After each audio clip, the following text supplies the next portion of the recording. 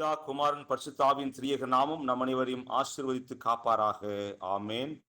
நாம் அனைவரும் தலைகளை வணங்கி ஆண்டவருக்கு ஜெபம் செய்வோம்.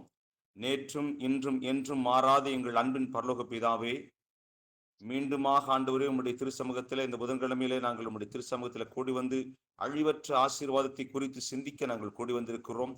நீர் உமது அன்பு அடியார் வழியாக எங்களுக்கு தருகின்ற அந்த செய்தியை நாங்கள் கேட்டு அதன் மூலமாக ஆண்டவரை நாங்கள் ஆத்தும பலன் பெற நிச்சய ராஜ்யத்துக்குள்ள சேர்வதற்கு நீர் எங்களை இந்த வார்த்தைகளை கொண்டு எங்களை தகுதிப்படுத்தும்படியாய் இயேசு கிறிஸ்துவின் வழியாக உம்மை தாழ்மையோடு வேண்டிக் கொள்கிறோம் எங்கள் அன்பின் பரலோக பிதாவே.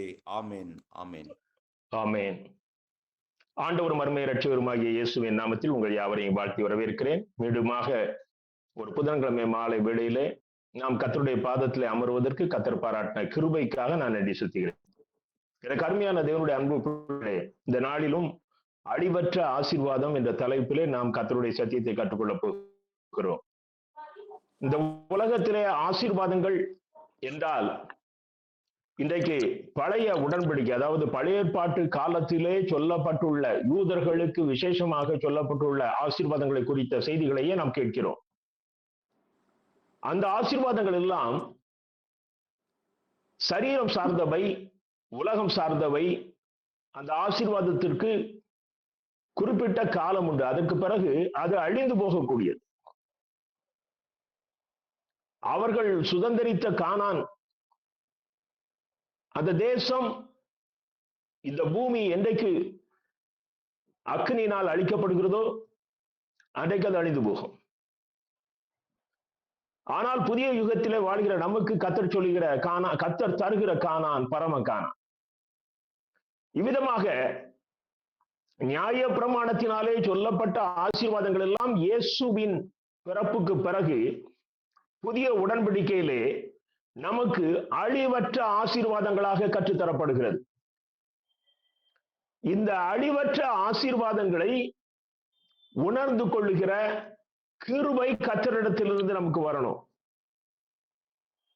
நீங்கள் 1 கொரிந்தியர் 2ஆம் அதிகாரம் 9ஆம் 10ஆம் வசனங்களை வாசிக்கிறேன். 1 கொரிந்தியர் 2ஆம் அதிகாரம் 9ஆம் 10ஆம் வசனங்கள். ஒரு சின்ன பிட் பேப்பரும் நீங்க பெண்ணும் வச்சுக்கிட்டீங்கன்னா இதை எழுதுவதற்கு வசதியாக இருக்கும். எழுதி இருக்கிறபடி, தேவன் தம்மில் அன்பு கூறுகிறவர்களுக்கு ஆயத்தம் பண்ணினவைகளை கண் காணவும் இல்லை, காது கேட்கவும் இல்லை, அவைகள் மனுஷனுடைய இருதயத்தில் தோன்றவும் இல்லை. நமக்கோ தேவன் அவைகளை தமது ஆவியிலே வெளிப்படுத்தினார். இந்த அழிவற்ற ஆசீர்வாதம் நீ இந்த பூமியில அப்படி கண்ணுல டைரக்டா பார்க்கிற ஆசீர்வாதம் அல்ல.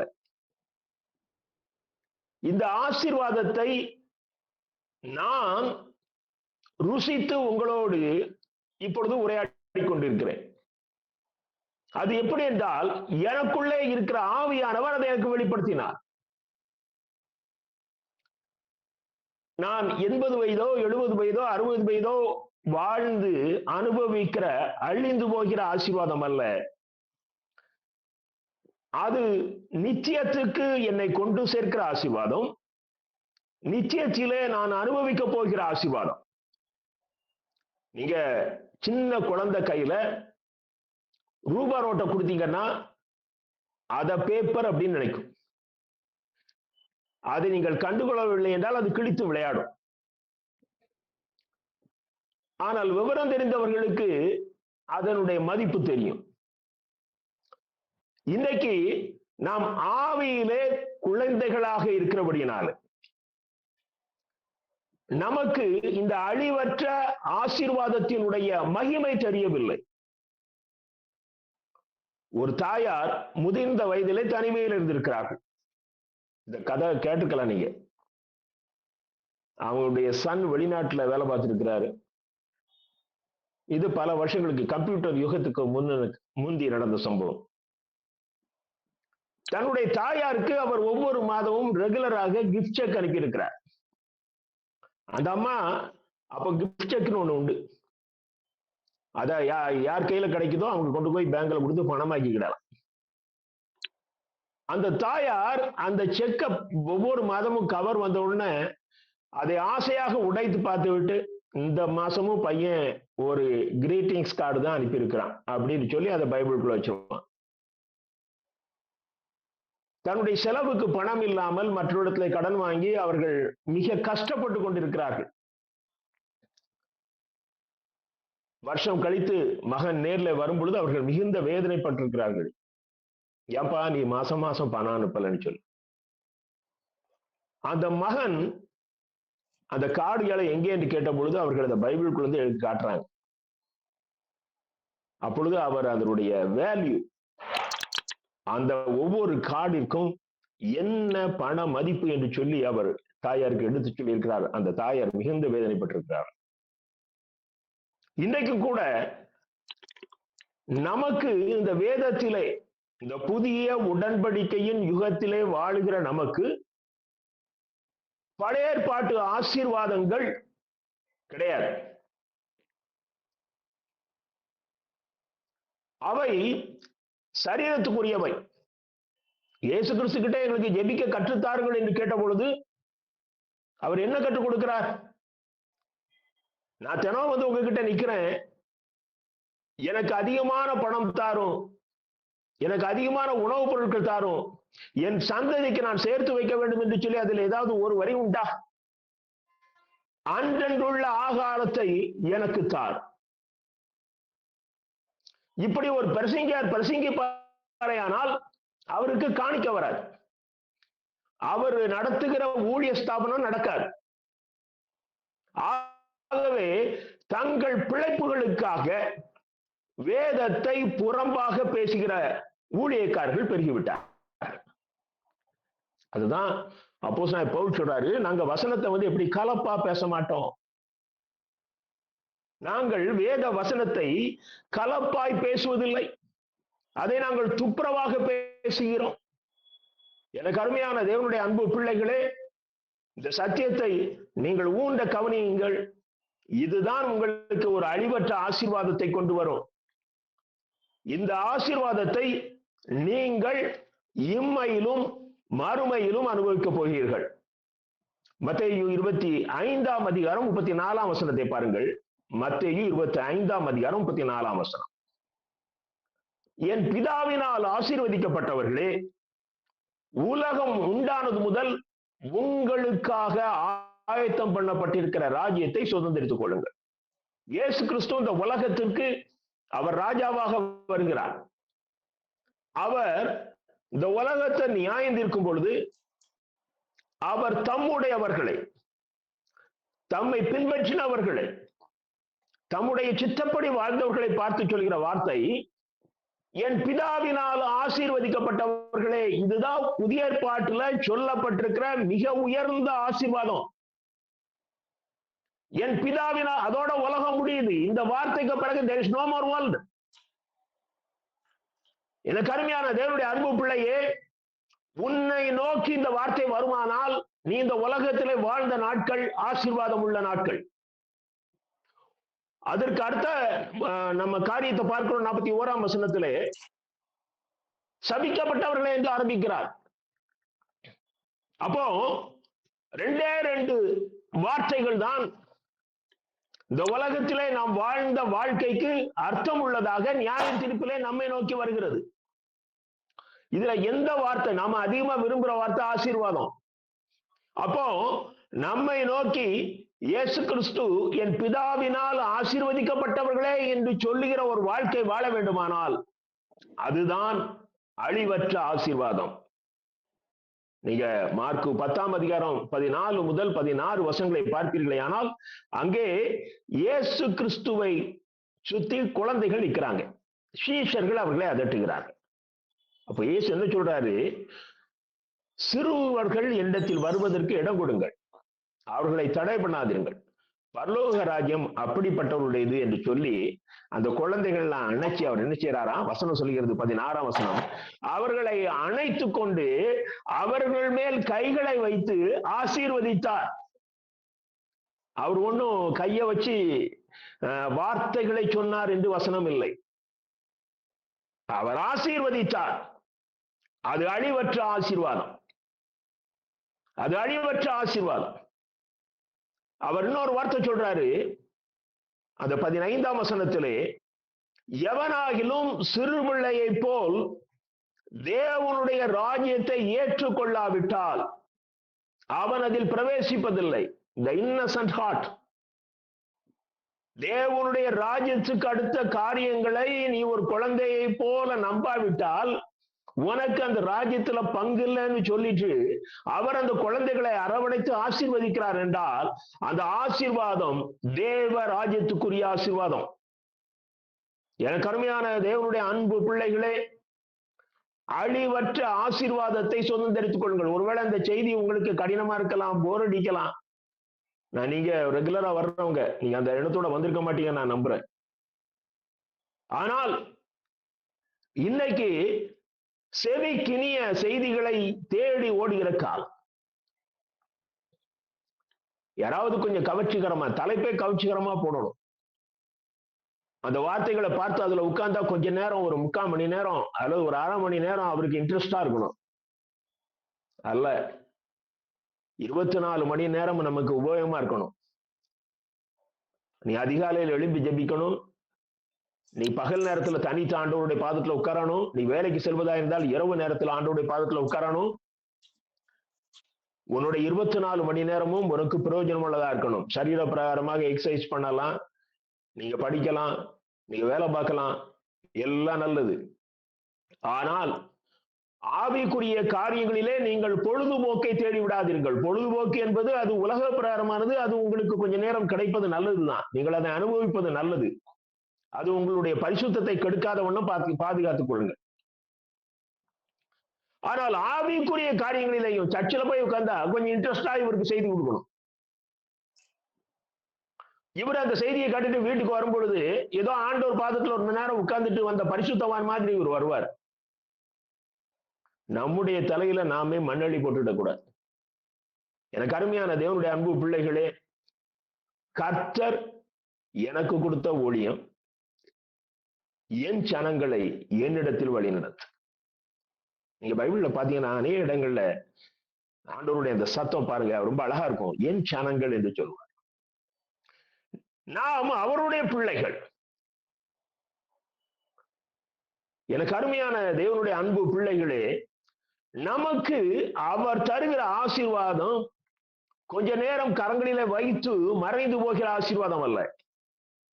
அது அழிவற்ற ஆசீர்வாதம். நீங்க லூக்கா 24ஆம் அதிகாரம் 51ஆம் வசனங்களை பாருங்கள். லூக்கா 24, 50, 51. இயேசு கிறிஸ்து இந்த உலகத்திலிருந்து எடுத்துக்கொள்ளப்படும் பொழுது அவர் என்ன செய்யறாரு? தம்முடைய சீஷர்களை அழைத்து கொண்டு போய் கைகளை உயர்த்தி அவர் ஆசீர்வதிக்கிறார். அப்படி அவர் ஆசீர்வதிக்கையிலே பரலோகத்துக்கு எடுத்துக்கொள்ளப்பட்டார். அப்போ அவர் இந்த உலகத்திலிருந்து எடுத்துக்கொள்ளப்படும் பொழுது அவருடைய பிள்ளைகளை அவர் ஆசீர்வதித்து செல்லுகிறார். ஒரு 2 ஏக்கர் இடம் வாங்குங்க, ஒரு 4 வீடு வாங்குங்கிற ஆசீர்வாதம் அல்ல. நீ என்னோடு வரப்போகிறாய் என்று சொல்லுகிற ஆசீர்வாதம். நான் போறேன், இனி நீங்க இந்த உலகத்துல நிரந்தரமாக வாழுங்கள் என்கிற ஆசீர்வாதம் அல்ல. நீங்கள் என்னோடு வாழ வரப்போகிறீர்கள் என்கிற அழிவற்ற ஆசீர்வாதம். எனக்கு அருமையான தேவனுடைய அன்பு பிள்ளைகளே, இங்க பாருங்க, அப்போஸ்தலனாகிய பேதுரு தன்னுடைய நிருபத்துல எழுதுறாரு. 1 பேதுரு 3ஆம் அதிகாரம் 9, 12, 9ஆம் வசனமும் 12ஆம் வசனம். தீமைக்கு தீமையையும் உதாசனத்துக்கு உதாசனத்தையும் சரி கட்டாமல் அதற்கு பதிலாக நீங்கள் ஆசீர்வாதத்தை சுதந்தரித்துக் கொள்ளும்படி அழைக்கப்பட்டவர்கள் என்று அறிந்து ஆசீர்வதியுங்கள். ஐயா, இந்த உலகத்து மனுஷனை போல நீ வாழ்ந்துடாத. கண்ணுக்கு கண், பல்லுக்கு பல்லு நீ வாழ்ந்துடாத. நீ ஆசீர்வாதத்தை சுதந்தரித்துக் கொள்ளும்படியாக அழைக்கப்பட்டவன். ஆகவே உனக்கு விரோதமாக எந்த சக்தி எழும்பினாலும் நீ அதை ஆசீர்வதித்தடு. ஏனென்றால் நீ ஆசீர்வாதத்தை சுதந்தரித்துக் கொள்ளும்படி அழைக்கப்பட்டவன். 12ஆம் வசனத்துல சொல்றாரு, கர்த்தருடைய கண்கள் நீதிமான்கள் மேல் நோக்கமாக இருக்கிறது. ஏன் நீதிமான்கள் மேல் நோக்கமா இருக்கிறது? அவர்கள் ஆசீர்வாதத்தை சுதந்திரித்துக் கொள்ளும்படியாக அழைக்கப்பட்ட ஜனங்கள். எனக்கு அருமையான தேவனுடைய அன்பு பிள்ளைகளே, நீங்கள் ஆசீர்வாதத்தை, அழிவற்ற ஆசீர்வாதத்தை சுதந்திரித்துக் கொள்ளும்படியாக அழைக்கப்பட்டவர்கள். இந்த பேதுரு அவர் சொல்றார் பாருங்க, 1 பேதுரு 5ஆம் அதிகாரம் 1ஆம் வசனத்துல, இவர் ஒரு மீனவர். ஒருவேளை இவர் இயேசுவை சந்திக்காமல் இருந்திருந்தால் இவர் ஒரு வரலாற்றிலே பெயர் எழுதப்படாத ஒரு மீனவனாக வாழ்ந்து கடந்து சென்றிருப்பார். ஆனால் இவருடைய வாழ்க்கையிலே இயேசு கிறிஸ்து குறுக்கிட்டதினாலே, நீங்க அந்த 1ஆம் வசனத்தை வாசிக்கிறேன். 1 பேதுரு 5ஆம் அதிகாரம் 1ஆம் வசனம். உங்களில் உள்ள மூப்பருக்கு உடன் மூப்பன். இன்னைக்கு கத்தோலிக்க திருச்சபையினுடைய போப் என்று சொல்கிறார்களே, அந்த போப்பினுடைய வரிசையிலே முதல் போப் பேதுரு என்று சொல்கிறார்கள். ஏனென்றால் இயேசு கிறிஸ்து அவரிடத்துல தான் அந்த சபையை வழி நடத்துகிற பொறுப்பை, நாடுகளை மேய்ப்பாயாக என்கிற பொறுப்பை கொடுக்கிறார். ஆகையினால்தான் அவர் எவ்வளவு தாழ்மையோடு அந்த வார்த்தை சொல்கிறார், உங்களில் உள்ள மூப்பனுக்கு உடன் மூப்பன். நான் சபைக்கு மூப்பனாய் இருக்கிறேன். இது ஒரு ஆசீர்வாதம். இரண்டாவதாக என்ன சொல்கிறார், கிறிஸ்துவின் பாடுகளுக்கு சாட்சி. இது ஒரு ஆசீர்வாதம். என்ன ஆசீர்வாதம்? நான் இயேசுவோடு இணைந்து வாழ்ந்தவையா. நான் 3.5 வருஷமும் அவர் என்னென்ன பாதையில கடந்து சென்றாரோ அதே பாதையில போய் நான் அவரோடு வாழ்ந்தவன். மூன்றாவதாக என்ன சொல்கிறார், இனி வெளிப்படும் மகிமைக்கு நான் பங்காளி. அதுல சாட்சிங்கிற வார்த்தையை உபயோகிக்கல. அதுல என்ன சொல்றாரு, இனி வெளிப்பட போகிற மகிமைக்கு நான் பங்காளி. ஆமா, வருகிற நாட்களிலே என்னுடைய நித்தியம் அவருடைய மகிமையை அனுபவிக்கிற ஒரு ஆளுகை. என் அன்பு தேவனுடைய பிள்ளைகளே, இந்த நம்பிக்கையின் வார்த்தை தான், உங்களில் உள்ள மூப்பருக்கு உடன் பங்காளி, உடன் மூப்பன், கிறிஸ்துவின் பாடுகளுக்கு சாட்சி, இனி வெளிப்படும் மகிமைக்கு பங்காளியா இருக்கிறேன். இது நம் எல்லோருக்குமான வார்த்தை, எல்லோருக்குமான ஆசீர்வாதம். நான் விரைவாக சில ஆசீர்வாதங்களை உங்களுக்கு வேதத்தில் இருந்து சுட்டிக்காட்ட விரும்புகிறேன். முதலாவதாக பாருங்கள், ரோமர் எழுதின நிருபம் 15ஆம் அதிகாரம் 29ஆம் வசனம். ரோமர் 15:29. நான் உங்களிடத்தில் வரும்போது கிறிஸ்துவனுடைய சுவிசேஷத்தின் சம்பூரணமான ஆசீர்வாதத்தோடு வருவேன் என்று அறிந்திருக்கிறேன். அவர் இதுவரைக்கும் ரோமாபுரிக்கு போனதல்ல. இது இவர் ரோமாபுரிக்கு கைதியாக போகும் என்பதாக எழுதின நிருபம். அதுல அவர் என்ன எழுதுகிறார், நான் வரும்பொழுது சுவிசேஷத்தின் சம்பூர்ணமான ஆசீர்வாதத்தோடு வருவேன். கிறிஸ்துவின் நற்செய்தியாகிய பரிபூர்ணமான ஆசீர்வாதம். என்னைக்காவது இயேசு கிறிஸ்துவனுடைய பிறப்பு, அவருடைய வாழ்க்கை, அவருடைய சிலுவை மரணம், அவருடைய உயிர்த்தெழுதல், அவருடைய பரமேறுதல், இவையெல்லாம் தான் நான் இந்த உலகத்திலே பிறந்ததற்கு எனக்கு கிடைத்த மிகப்பெரிய ஆசீர்வாதம் என்று எண்ணி இருக்கிறீர்களா?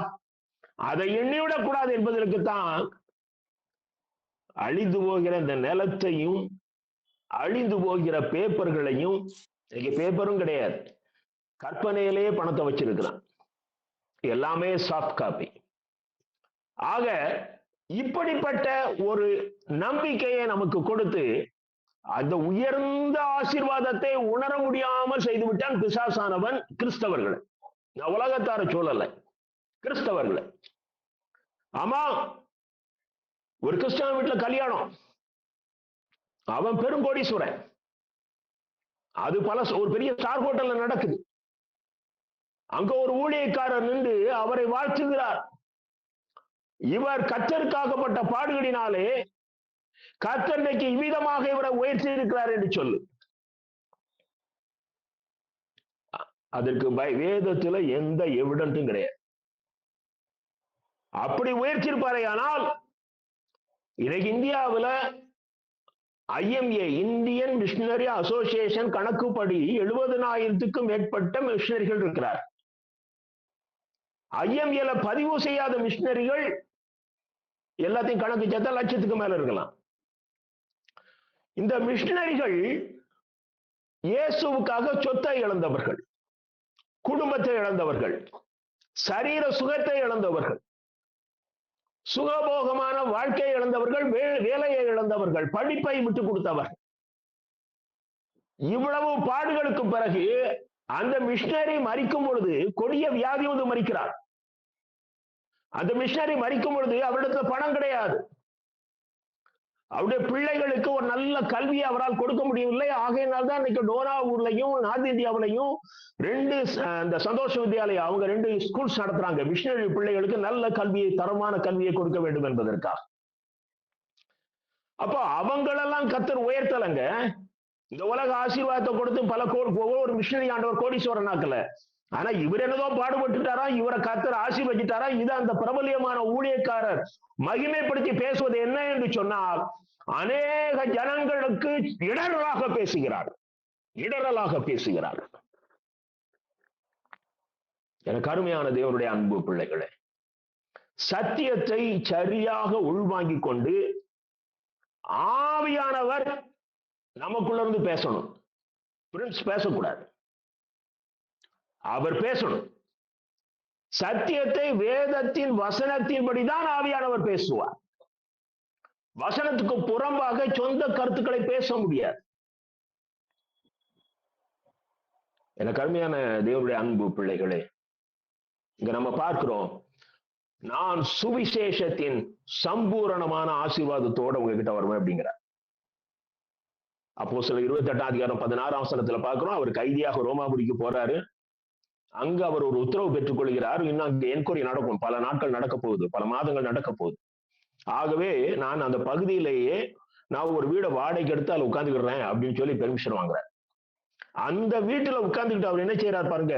அப்போஸ்தலர் 28:30-31 அங்கேயும் அவர் ஜனங்களை அழைத்து, 31 வாசிக்கிறேன், மிகுந்த தைரியத்துடனே தடையில்லாமல் தேவனுடைய ராஜ்யத்தை குறித்து பிரசங்கித்து கர்த்தராகிய இயேசுவை பற்றிய விசேஷங்களை உபதேசித்துக் கொண்டிருந்தார். அழிவற்ற ஆசீர்வாதத்தை குறித்து போதித்துக் கொண்டிருந்தார். எனக்கு அருமையான தேவனுடைய அன்பு பிள்ளைகளே, அந்த வார்த்தை ரொம்ப அழகா எழுதுறாரு லூக்கா. மிகுந்த தைரியத்துடனே. அங்க ரோமாபுரியில கைதி. அந்த கைதி என்ன செய்யறாரு, அவர் ஜனங்களை தன்னிடத்திலே வரவழைத்து கிறிஸ்துவினுடைய விசேஷங்கள், அவரை பற்றிய நற்செய்தியை அவர்களுக்கு உபதேசித்துக் கொண்டிருக்கிறார். ஆமாங்க, இதுதாங்க சொத்து, இதுதான் ஆசீர்வாதம், இதைதான் நாம தினம் ஜனங்கள்கிட்ட சொல்லணும், இதைதான் நாம பிள்ளைகள்கிட்ட சொல்லணும், நாம சந்திக்கிறவர்கிட்ட சொல்லணும். ஒருத்தரும் இந்த பரலோகத்தை இழந்து போக கூடாது.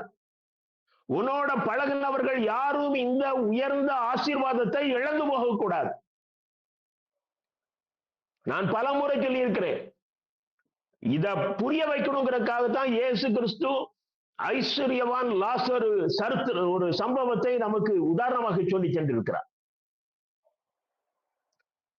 நீ போய் அக்கினியில கிடந்து கதறக்கூடாது. இயேசு கிறிஸ்துவின் சம்பூரணமான சுவிசேஷமாகிய ஆசீர்வாதம். இரண்டாவதாக ஒரு ஆசீர்வாதத்தை குறித்து நாம பார்ப்போம்.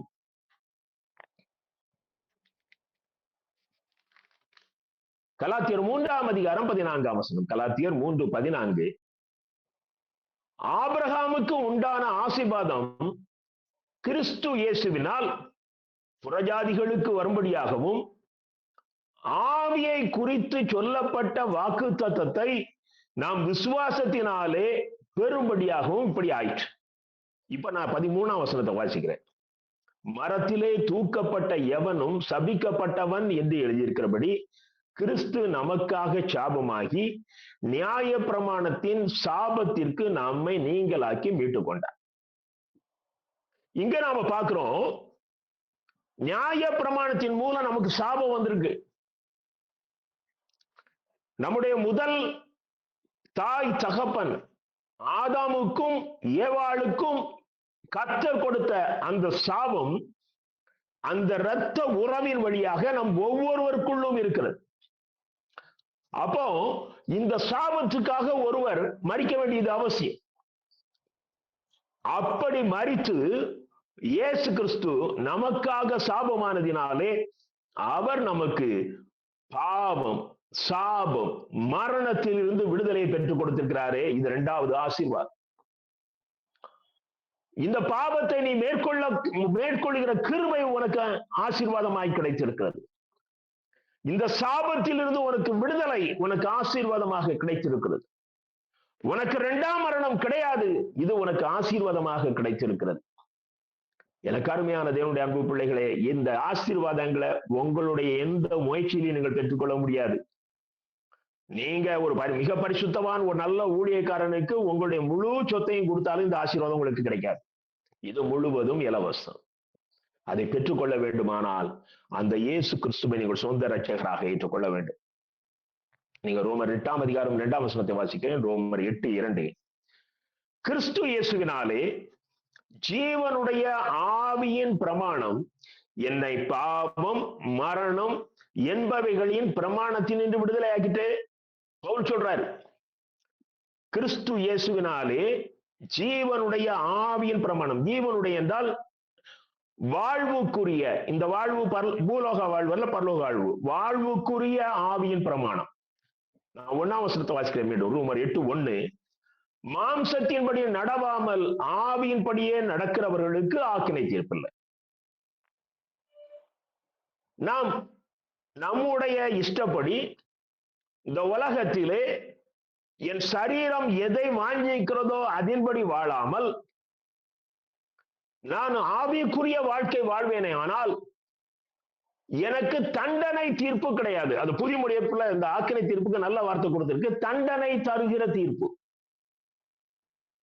அப்போ எனக்கு தண்டனை தருகிற தீர்ப்பு வரக்கூடாது என்றால் நான் முதலாவதாக இந்த பாவம், மரணம் என்பவைகளிலிருந்து விடுதலை பெற்று நான் ஆவிக்குரிய வாழ்க்கை வாழணும். ஒரு மனுஷன் ரட்சிக்கப்படணும், அதுக்கு பிறகு அவன் ஆவிக்குரிய வாழ்க்கை வாழணும்.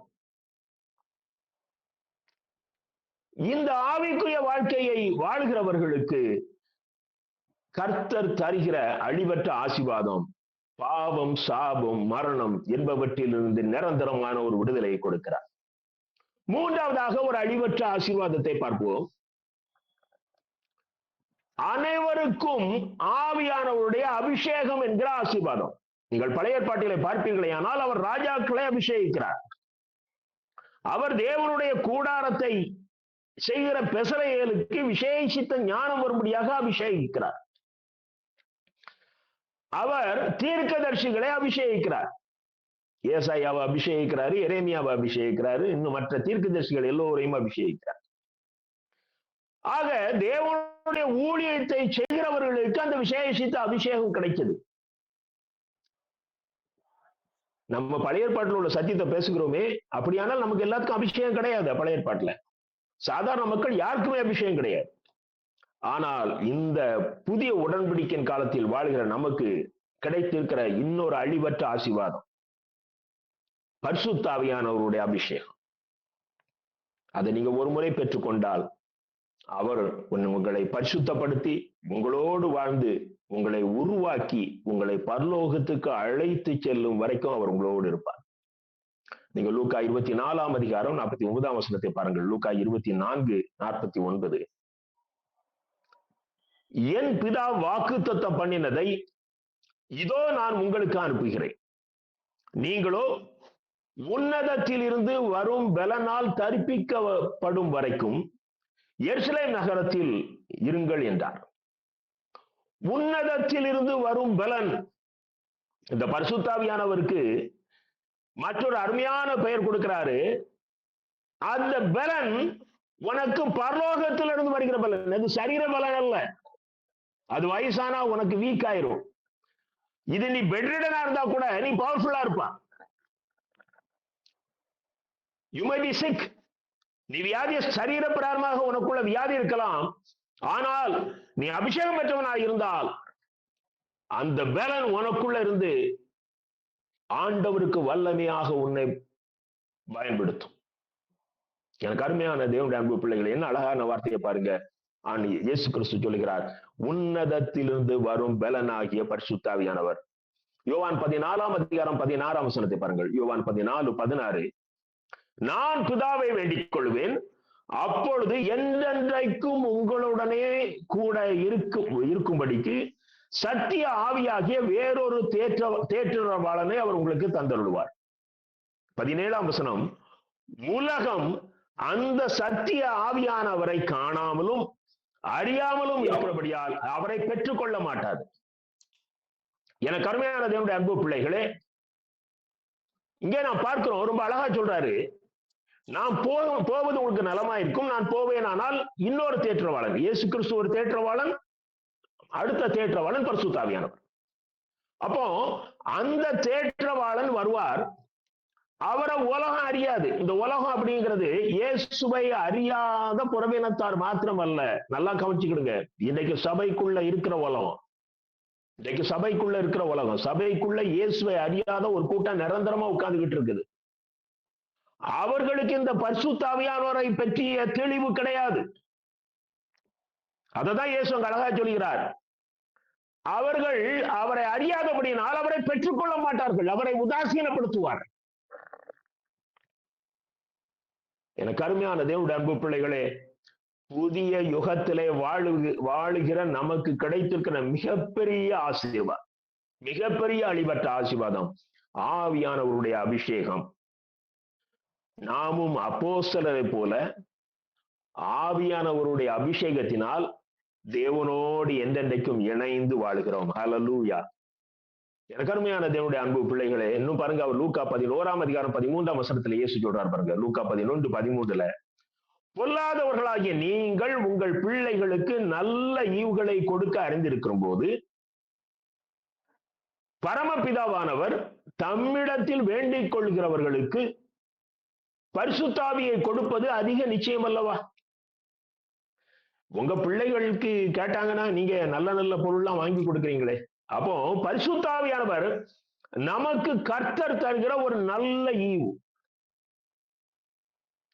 நம்முடைய பிதாவானவர் தருகிற நல்ல ஈவு. இயேசு கிறிஸ்து அவர் அந்த ஞானஸ்நானம் எடுத்து எழும்பின உடனே ஆவியானவர் அவர் மேல் புறாவை போல் இறங்கினார் என்று பார்க்கிறோம்.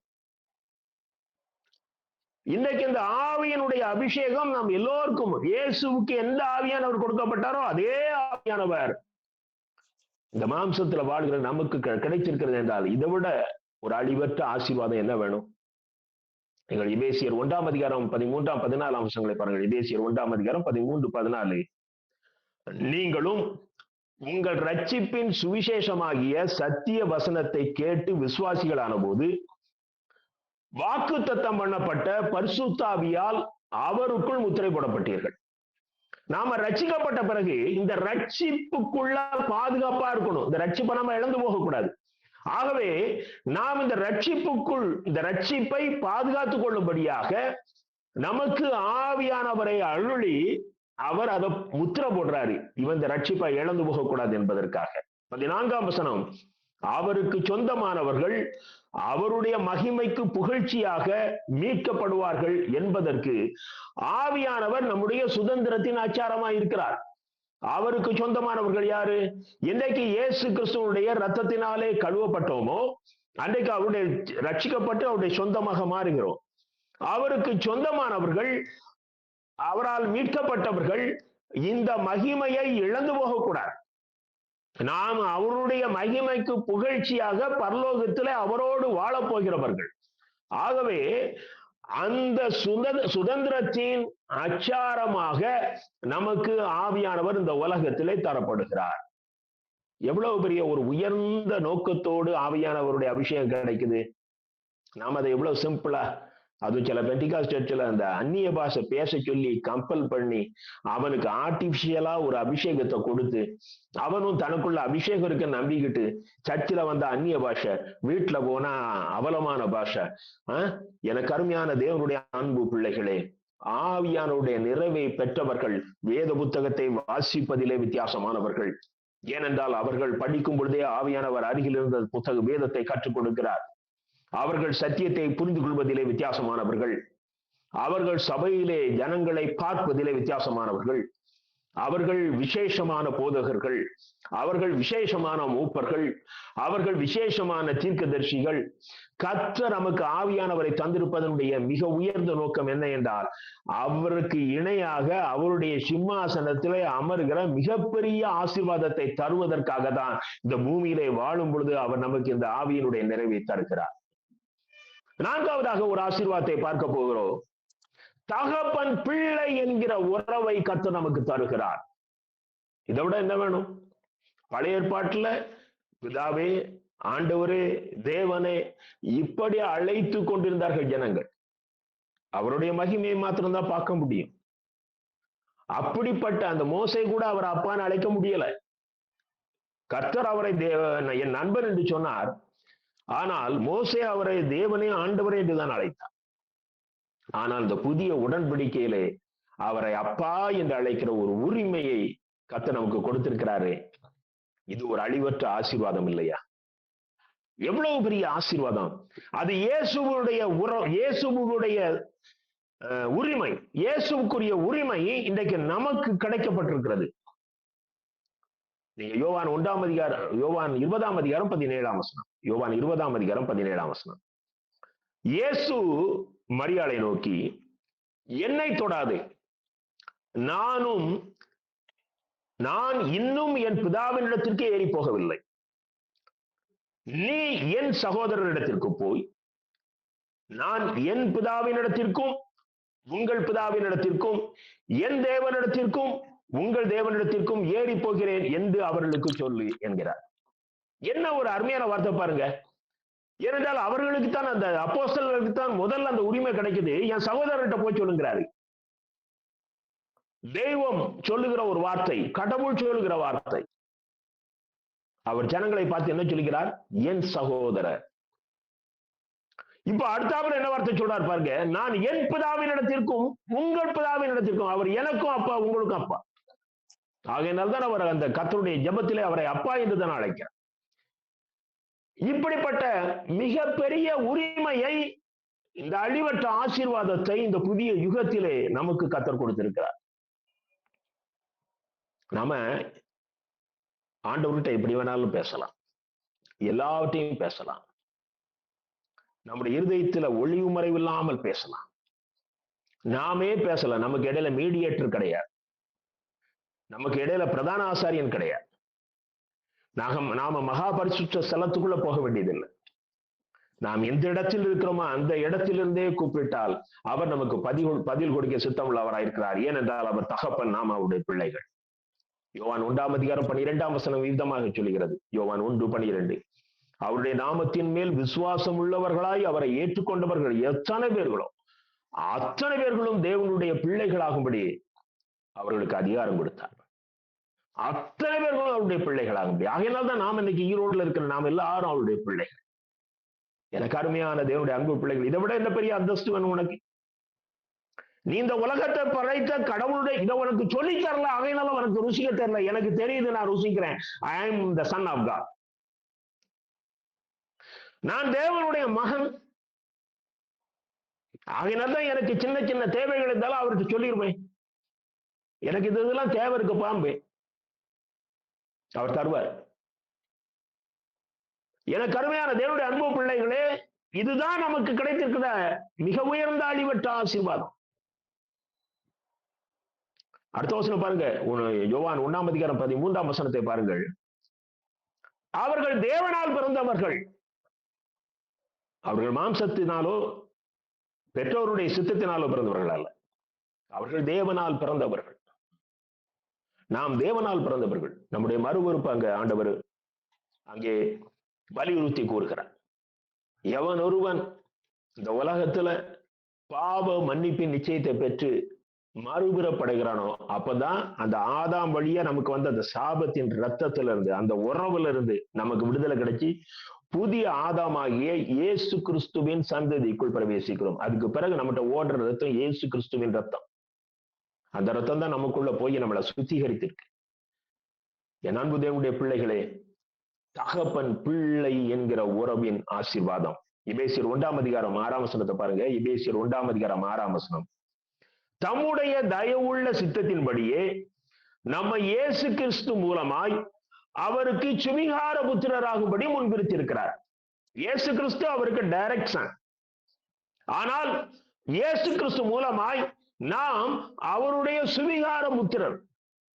அதே எபேசியர் 1:14 பாருங்கள். அவருக்கு சொந்தமானவர்கள் அவருடைய மகிமைக்கு புகழ்ச்சியாக மீட்கப்பட்டார்கள். நாம் அவருடைய மகிமைக்கு புகழ்ச்சியாக அவருடைய சுவிகார புத்திரராக மீட்கப்பட்டிருக்கிறோம். எனக்கு அருமையான தேவனுடைய அன்பு பிள்ளைகளே, நான்காவதாக தகப்பன் பிள்ளை என்கிற ஒரு அழிவற்ற ஆசீர்வாதத்தை இந்த புதிய உடன்படிக்கையின் காலத்திலே வாழ்கிற நமக்கு கர்த்தர் கொடுத்திருக்கிறார். ஐந்தாவதாக பாருங்கள், கர்த்தரே நமக்கு ஐஸ்வர்யம். நம்ம நார்மலா நம்ம வாங்கின சொத்து தான் ஐஸ்வர்யம் நினைச்சிட்டு இருக்கிறோம். ஆனா வசனம் சொல்லுகிறது கர்த்தரே நம்ம ஆசீர்வாதம். நீங்கள் யாக்கோபு 2ஆம் அதிகாரம், ரோமர் 10ஆம் அதிகாரம் 12ஆம் வசனம், ரோமர் 10ஆம் அதிகாரம் 12ஆம் வசனம். யூதன் என்றும் கிரேக்கன் என்றும் வித்தியாசமே இல்லை, எல்லாருக்கும் கர்த்தரானவர் தம்மை தொழுது கொள்கிற யாவருக்கும் ஐஸ்வர்ய சம்பன்னராய் இருக்கிறார். அவர் யாவருக்கும் ஐஸ்வர்ய சம்பன்னராய் இருக்கிறார். அவர்தான் சொத்து. யார் யார் அவரை சொந்த இரட்சகராக ஏற்றுக்கொண்டார்களோ அவர்களுக்கு அவர் போதுமானவர். நீங்க யாக்கோபு 2ஆம் அதிகாரம் 5ஆம் வசனத்திலே தேவன் இவ்வுலகத்தில் தரித்திரரை விசுவாசத்தில் ஐஸ்வர்யவான்களாகும். ஒருத்தன் விசுவாசத்தில் ஐஸ்வர்யவானா முதல்ல மாறணும்.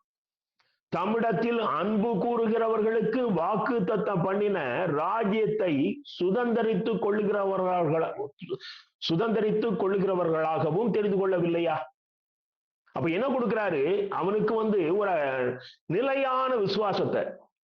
அவரு சொல்றல கடுகளவு விசுவாசம்னு. அவன் எதை நம்பி இந்த காரியம் எனக்கு தேவை என்று கர்த்தரிடத்தில் கேட்கிறானோ கர்த்தர் அதை அவர்களுக்கு அருளி செய்கிறார். ஏனென்றால் அவர் ஐஸ்வர்ய சம்பன்னன். இவனுக்குள்ள இருக்கிறது பூரணமான விசுவாசம். பிறகு அவர் சொல்றாரு பாருங்க, இவங்களுக்கு தான் நான் ராஜ்யத்தை கொடுப்பேன், இவர்களுக்கு தான் நான் பரலோக ராஜ்யத்தை, நான் வாக்கு தத்தம் பண்ணின பரலோக ராஜ்யத்தை இவர்கள் சுதந்தரிப்பார்கள். என் அன்பு தேவனுடைய பிள்ளையே, நீ ஒரு விசேஷமான ஆசீர்வாதத்தை அனுபவிப்பதற்காக தெரிந்து கொள்ளப்பட்டவன். நீ இயேசுவோடு வாழுவதற்காக தெரிந்து கொள்ளப்பட்டவன். நீ உயர்வான ஒரு தேவனுடைய சித்தத்துக்காக அழைக்கப்பட்டவன். நீங்க கொலோசையர் 2ஆம் அதிகாரம் 2ஆம் 3ஆம் வசனங்களை பாருங்கள். கொலோசையர் 2ஆம் அதிகாரம் 2ஆம் 3ஆம் வசனங்கள். அவர்களுடைய இருதயங்கள் தேற்றப்பட்டு அவர்கள் அன்பினால் இணைக்கப்பட்டு பிதாவாகிய தேவனுக்கும் கிறிஸ்துவுக்கும் உரிய ரகசியத்தை அறிந்து கொள்ளுகிற உணர்வின் பூரண நிச்சயத்தினுடைய எல்லா ஐஸ்வர்யத்திற்கும் உரியவர்களாக வேண்டும் என்றே இப்படி விரும்புகிறேன். அவர்கள் எல்லா ஐஸ்வர்யத்திற்கும் உரியவர்களாகணும். இந்த ரட்சிக்கப்பட்ட பிள்ளைகள் அவங்க இருதயங்கள் தேற்றப்படணும்.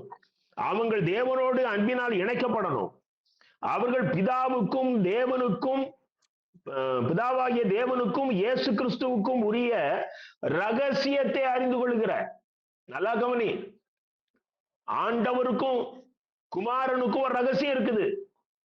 அதை அறிந்து கொள்ளுகிற உணர்வின் பூரண நிச்சயத்தினுடைய எல்லா ஐஸ்வர்யத்திற்கும் நீ ஆண்டவருடைய பிள்ளையாக இருப்பே. ஆனால் அவர்கள் என்ன நோக்கத்தோடு இந்த உலகத்தை உருவாக்கினார்களோ, என்ன நோக்கத்தோடு இந்த பரலோக ராஜ்யத்தை உனக்கென்று அவர்கள் உருவாக்கி இருக்கிறார்களோ அந்த ரகசியத்தை அறிந்து கொள்ளுகிற ஐஸ்வர்யம் உள்ள ஞானத்தை கர்த்தர் கொடுப்பாரு. அடுத்த வசனத்தை பாருங்க, 3ஆம் வசனத்துல பாருங்க.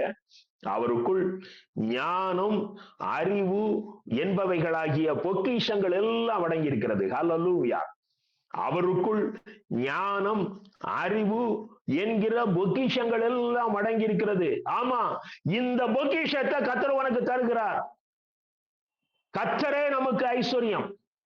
எனக்கு அருமையான தேவனுடைய அன்பு பிள்ளைகளே, இன்னைக்கு இந்த ஞானமும் இல்ல, இந்த அறிவும் இல்ல, அவங்க தான் ஃபுல்ஃபில்ல பிரசங்கம் பண்றாங்க, அவங்க தான் ஜனங்களை ஆசீர்வதிக்கிறாங்க, அவங்க தான் எங்க கிட்ட ஜெபிக்க வாங்கன்னு சொல்றாங்க. இது எவ்வளவு பெரிய சாபக்கேடு. திரள் கூட்டமான மக்கள் இன்னைக்கு வஞ்சிக்கப்படுகிறார்கள். ஆண்டவரை அறியாதவர்களை விட்டு விடுங்கள். அறிஞர் என்று சொல்கிற ஒரு திரள் கூட்டம் இன்றைக்கு வஞ்சிக்கப்படுகிறது. ஏனென்றால் இவர்கள் உங்களுக்கு இந்த உலகத்தின் காகித பணத்தை மகிமைப்படுத்தி பேசுகிறார்கள். ஆனால் இங்க அப்போஸ்தலனாகிய பவுல் கொலோசையருக்கு சொல்கிறார், அது இயேசு கிறிஸ்துவுக்கும் பிதாவுக்கும் உரிய ரகசியம். இந்த ரகசியத்தை அறிகிற ஐஸ்வர்யத்தை கர்த்தர் உனக்கு கொடுப்பார். இந்த ரகசியத்தை அறிகிற ஞானமாகிய ஐஸ்வர்யத்தை கர்த்தர் உனக்கு கொடுப்பார். அவருக்குள் ஞானம், அறிவு என்கிற பொக்கிஷம் இருக்கிறதே, அந்த பொக்கிஷத்தை கர்த்தர் உனக்கு கொடுக்கிறார். நீங்க இந்த ஐஸ்வர்யத்தை, இந்த ஆசீர்வாதத்தை அனுபவிக்க ஆரம்பித்து விட்டால் இந்த வேத புத்தகத்தை நீங்கள் படிக்கிற ஸ்டைல் மாறிடும். ஆமா, நீங்க அதை படிச்சீங்கனாலே அப்படி சந்தோஷத்துல மிதப்பீங்க. ஏனென்றால் உங்களுக்கே தெரியும், நான் அழிவற்றவன், எனக்கு சாவு கிடையாதுங்க. சரீரத்துல ஒரு சாவு எல்லாத்துக்கும் உண்டு. ஆனால் நான் நிச்சயமாக ஆண்டவரோடு வாழப் போகிறவன் என்பது அந்த வசனம் ஒவ்வொன்றும் உங்ககிட்ட பேசிக்கிட்டே இருக்கும். எனக்கு அருமையான தேவனுடைய அன்பு பிள்ளைகளே, கடந்த வாரத்துல நித்திய அக்னியும் நித்திய ஜீவனும் என்று நாம் கற்றுக்கொண்டோம். ஆனால் பெரும்பாலான ஜனங்களுக்கு இப்படிப்பட்ட செய்திகள் பிடிக்கிறதில்லை. ஆனா நான் அதை பத்தி கவலையும் படுறதில்லை. ஏன்னா நான் ஒரு கூலிக்கு உபதேசிக்கிற பிரசங்கியாரும் அல்ல. எனக்கு கர்த்தர் கொடுத்துக்கிற பேடனை எத்தனை பேர் பரலோகத்துக்கு வர போறாங்களோ அவங்க தானே கேட்பாங்க. அது ஒரு சின்ன கூட்டம் தானே. ஆகையினாலதான் இந்த வாரம் நான் அதிகமா கூட்டம் குறைஞ்சிட்டேன்னு நினைக்கிறேன். அதே மாதிரி இந்த யூடியூப்லயும் அந்த செய்திகளை கேட்கிறவர்கள் அந்த தலைப்பை பார்த்து தான் கேட்பாங்க. நான் அதை பற்றி கவலைப்படல. ஆனா ஒரே ஒரு கவலை உண்டு, ஜனங்கள் அழிவை நோக்கி ஆசையாய் ஓடுகிறார்களே என்கிற கவலை உண்டு. என் தகப்பனுக்கு என்ன கவலை உண்டோ அந்த கவலை எனக்கும் உண்டு. எனக்கு அருமையான தேவனுடைய அன்பு பிள்ளைகளே, இன்றைக்கு இந்த வார்த்தையை கேட்க வந்திருக்கிற நீங்கள் பாக்கியவான்கள். கடைசியாக ஒரு ஆசீர்வாதத்தை சொல்லி நான் நிறைவு செய்ய விரும்புகிறேன். வெளிப்படுத்தல் 1ஆம் அதிகாரம் 6ஆம் வசனம். வெளிப்படுத்தல் 1ஆம் அதிகாரம் 6ஆம் வசனம். நம்மிடத்தில் அன்பு கூர்ந்து தமது இரத்தத்தினாலே நம்முடைய பாவங்களற நம்மை கழுவி தம்முடைய பிதாவாகிய தேவனுக்கு முன்பாக நம்மை ராஜாக்களும் ஆசாரியர்களும் ஆக்கினார். இந்த உலகத்துல இயேசு கிறிஸ்து நம்ம எப்படி ஆக்குறாரு பாருங்க.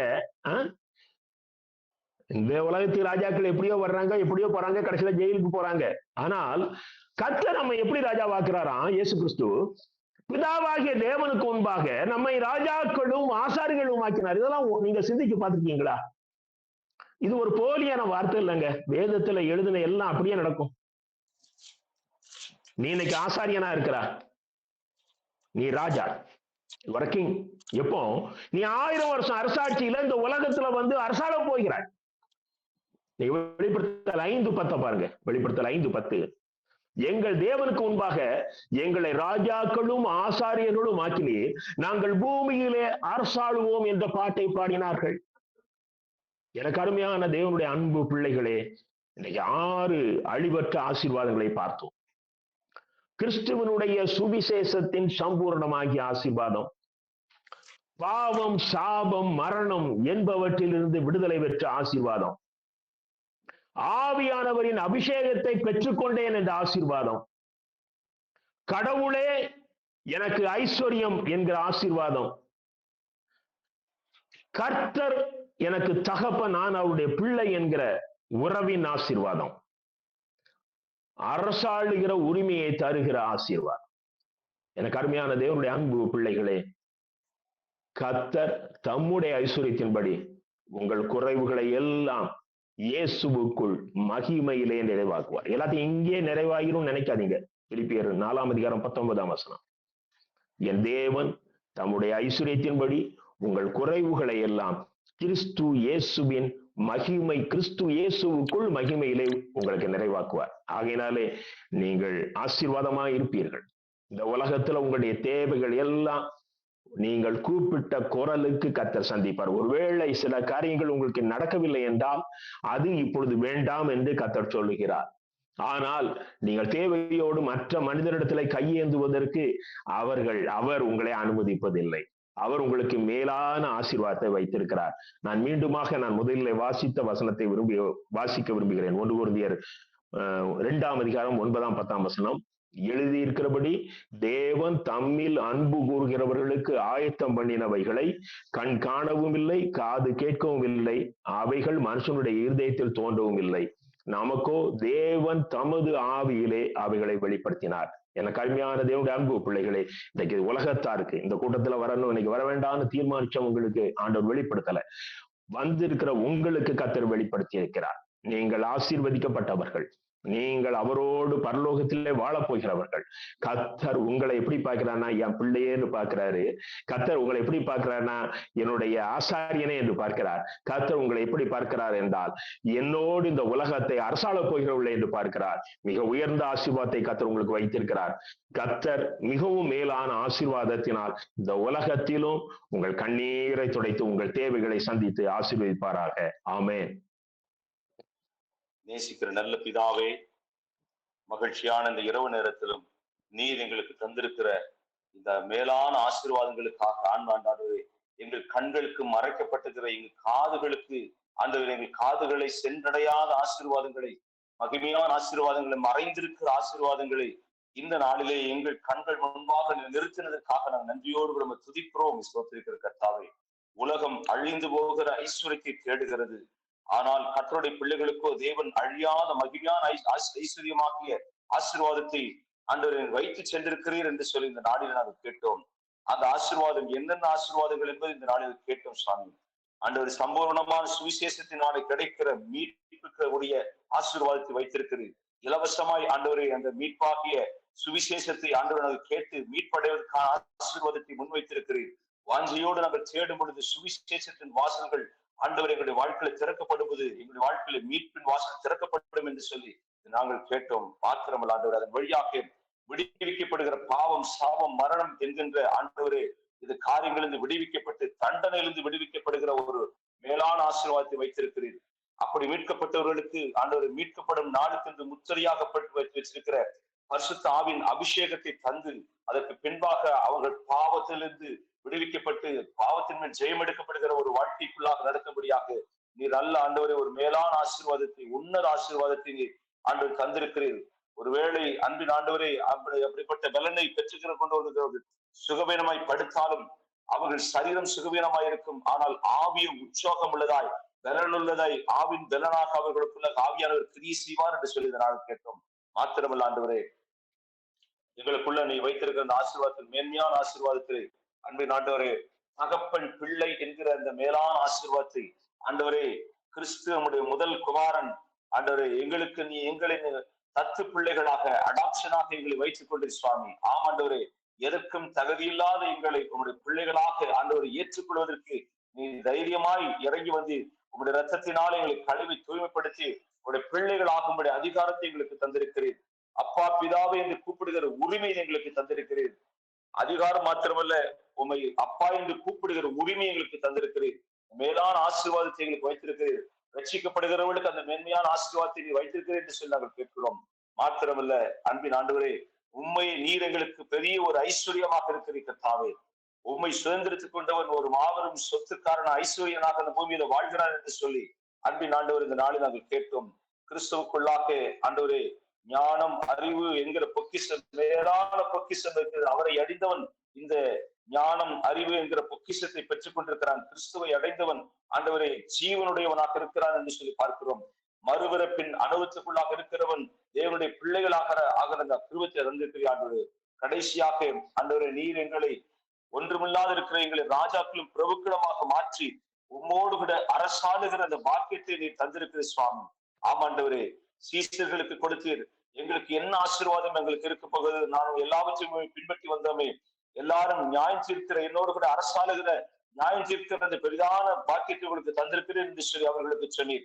எங்களுக்கு ஆண்டவரே, நாங்கள் உம்மோடு கூட சேர்ந்து இந்த உலகை அரசாளுகின்ற ஆண்டவரே அந்த பங்கை எங்களுக்கு தந்திருக்கிறீர் சுவாமி. மற்றவர்களை ஆளுகின்ற அந்த மேன்மையான அந்த கிருபை தந்தை எங்களுக்கு தந்திருக்கிறீர். இந்த ஆசீர்வாதத்துக்கு பங்காக எங்களை மாற்றிருக்கிறேன். கண்காணாத அந்த ஆசீர்வாதத்தை கண் முன்பாக நிறுத்தியிருக்கிறதுக்காக நன்றி செலுத்துகிறோம். காண்கிற அழிந்து போகிற ஆண்டவர் ஆசீர்வாதத்தை தேடுகிறதை விட்டுவிட்டு கண் காணாத மகிமையான அந்த ஆசீர்வாதத்தை இப்பொழுது எங்களுக்கு ஆண்டவரை கண்கள் முன்பாக நிறுத்தினதுக்காக நன்றி செலுத்துகிறோம். இனியாவது நாங்கள் ஆண்டவரை கண் காணாத உணராது இருக்கிற அந்த ஆசீர்வாதத்தை தேடுவதற்கு எங்கள் இருதயத்தின் பக்குவப்படுத்தும்படியாய், அதற்கு நேராக எங்கள் இருதயத்தை திருப்பும்படியாய், அழிந்து போகிற இந்த உலகத்தோடு முடிந்து போகிற எந்த பிரயோஜனம் இல்லாத அந்த பொருளுக்கு பதிலாக ஆண்டவரே அழியாத மகிமையான ஆசீர்வாதங்களை தேடுகிற இருதயத்தை எங்களுக்கு தருபடியா நாங்கள் ஜெபிக்கிறோம். பங்கு பெற்ற ஒவ்வொரு பிள்ளைகளையும் ஆண்டவரே இந்த ஆசீர்வாதத்துக்கு பங்கும் பங்காளிகளை மாற்றுவதற்காக நன்றி செலுத்துகிறோம். இயேசு கிறிஸ்துவின் பரிசுத்த நாமத்திலே தாழ்மையோடு வேண்டிக் கொள்கிறோம் எங்கள் அன்பின் பரலோக பிதாவே, ஆமென். ஆத்துமாவே கர்த்தரை ஸ்தோத்திரி, என் முழு பரிசுத்த ஸ்தோத்திரி. ஆத்துமாவே கர்த்தரை ஸ்தோத்திரி, அவர் செய்த சகல உபகாரங்களை மறவாதே. ஆமென். ஆண்டவராகிய இயேசு கிறிஸ்துவின் கிருபை, பிதாவாகிய தேவனுடைய அன்பு, பரிசுத்த ஆவியின் ஐக்கியம் இன்றும் என்றும் சதா காலங்களிலும் இந்த கண்காணாத ஆசீர்வாதங்களை பெற்று மகிமையான வாழ்க்கை வாழ்வதற்கு ஆயத்தப்படுத்தி வழிநடத்தி காப்பாராக. ஆமென். ஆமென்.